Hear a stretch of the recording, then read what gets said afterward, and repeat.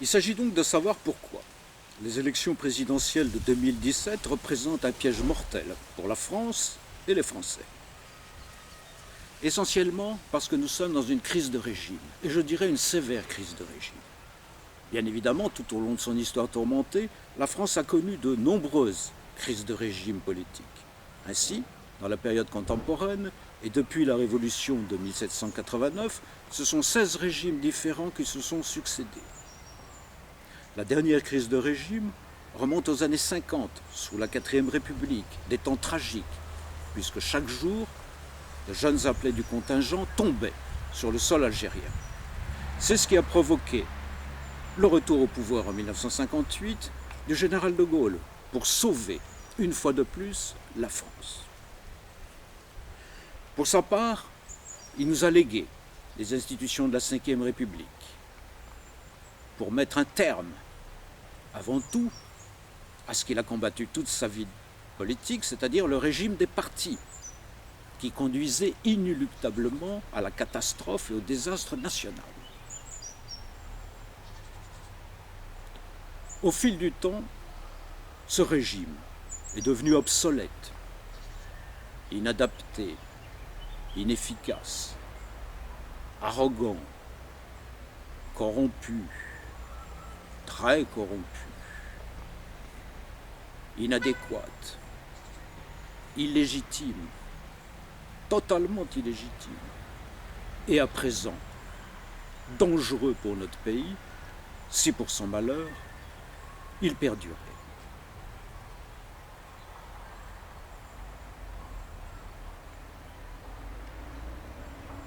Une crise de régime ne s'est jamais, dans notre histoire, résolue par les urnes.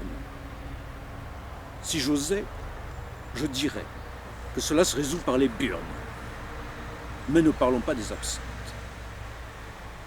Plus sérieusement, les crises de régime se résolvent par des convulsions ou par la révolution.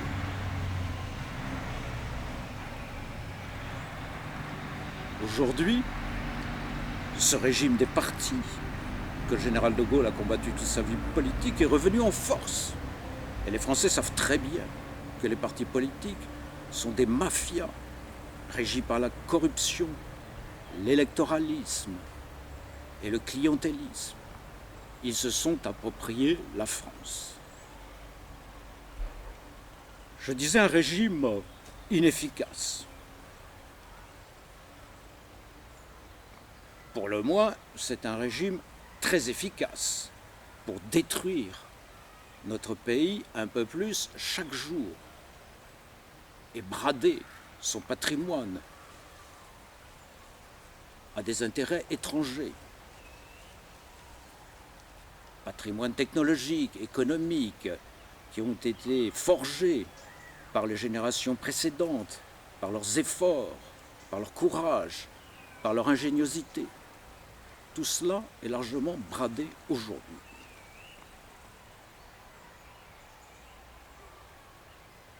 Dans leur immense majorité, d'ailleurs, nos compatriotes rejettent ce régime des partis. Ils le rejettent dans leur immense majorité. Ainsi, dans les conversations, ce qu'on entend le plus souvent aujourd'hui, c'est « pour qui voter ? Pourquoi même voter ?» Le premier parti de France est le parti des abstentionnistes. Et s'il faut y ajouter tous les citoyens qui ne sont pas inscrits sur les listes électorales, cela fait du monde. Beaucoup de monde. Et d'ailleurs, un sondage récent du début de l'année 2016, je sais bien qu'il faut se méfier des sondages, mais celui-ci avait deux particularités intéressantes. D'une part, il est fait annuellement par le Centre de recherche de sciences politiques pour ausculter le pouls de l'opinion publique. Et d'autre part, tous les grands médias dits d'information, disons plutôt de propagande, journaux, télévision, radio, s'en sont fait largement l'écho. C'est-à-dire qu'ils n'en ont pas parlé, tellement les conclusions dérangeaient les intérêts de la classe dominante.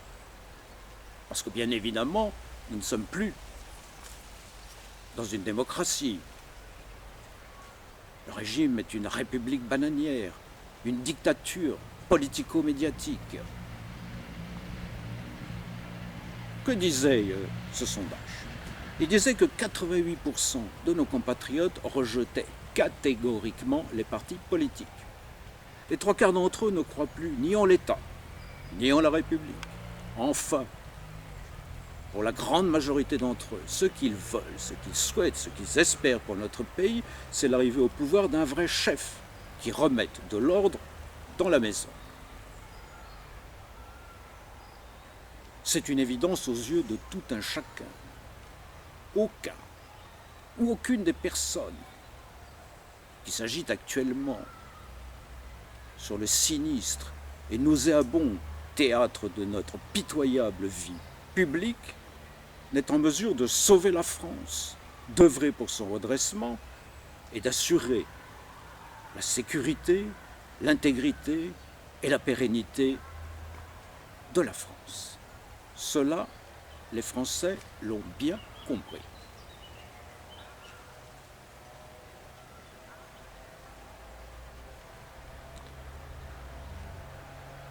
Le général de Gaulle, qui, comme chacun le sait, était un visionnaire, avait pressenti, dans les années 50, que si la France devait disparaître, ce serait la République qui l'achèverait. Pour ma part,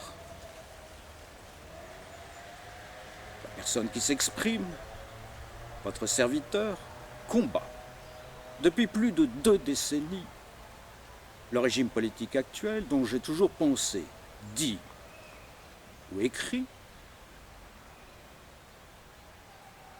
que ce régime conduirait la France à la ruine et à la guerre civile. Nous y voilà. Alors, que va-t-il advenir de notre cher et vieux pays? Nul ne peut le dire aujourd'hui, tout dépend des événements et des circonstances. Bien évidemment, le verrouillage, comme on n'en a pas connu dans notre histoire, le verrouillage et le blocage de la vie publique est tel, le pouvoir devenu totalement illégitime, rejeté par l'immense majorité des citoyens, rarement non plus un tel divorce s'est exprimé entre le peuple de France et sa classe dirigeante, qui ne se maintient plus au pouvoir que pour préserver ses petites carrières, ses petits intérêts, ses petits avantages, qui ne sont d'ailleurs pas si petits que cela d'ailleurs, dans certains cas.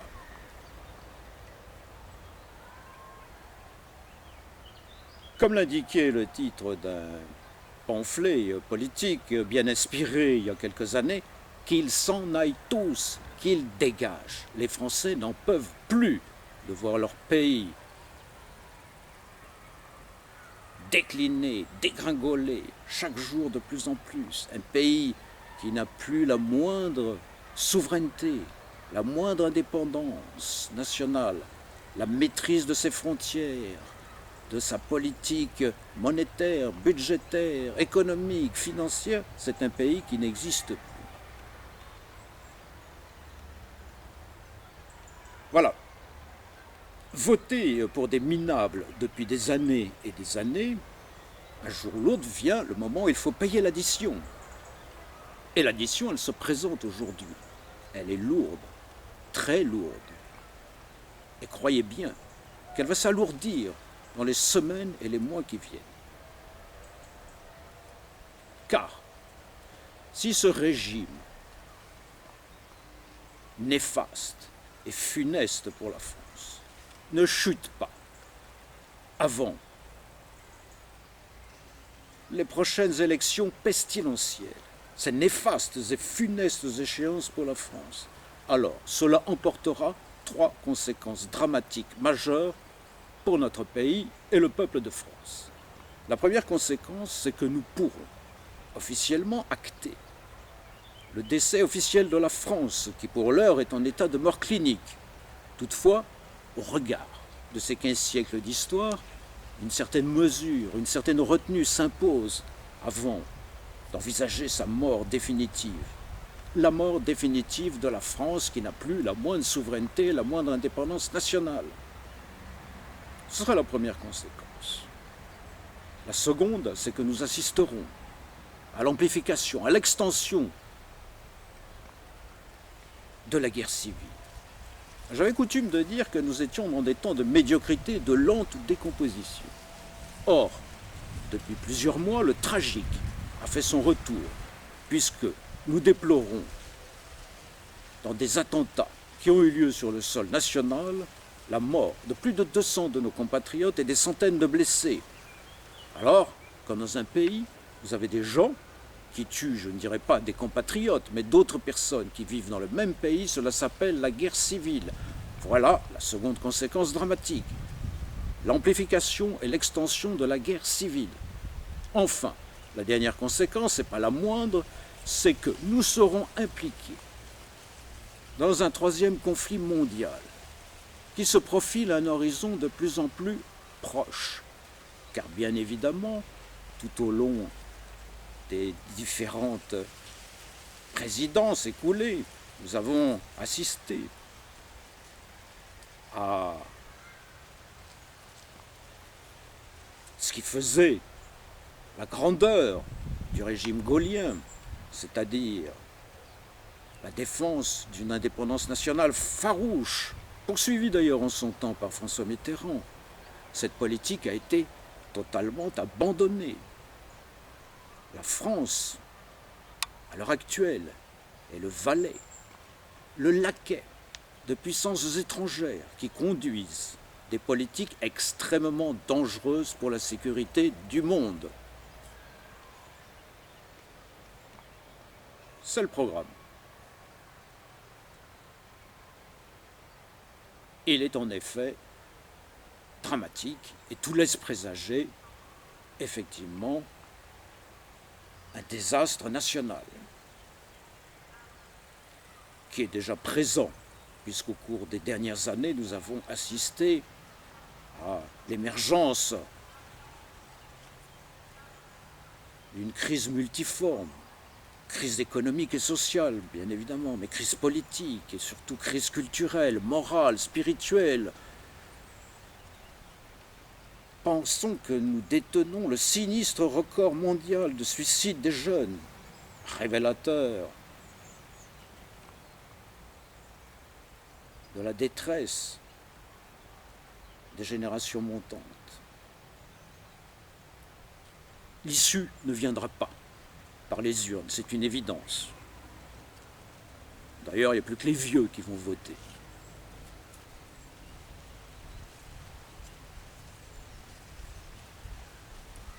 La France, tout au long de ces 15 siècles d'histoire, à de multiples reprises a failli disparaître, envahie, souvent trahie par ses dirigeants.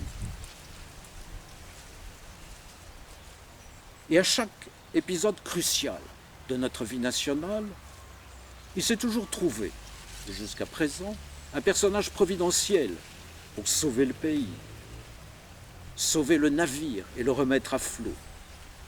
D'ailleurs, le premier personnage providentiel de notre histoire, c'est une femme, Jeanne d'Arc, que tous les Français connaissent et qui a sa statue dans toutes les églises de Provence.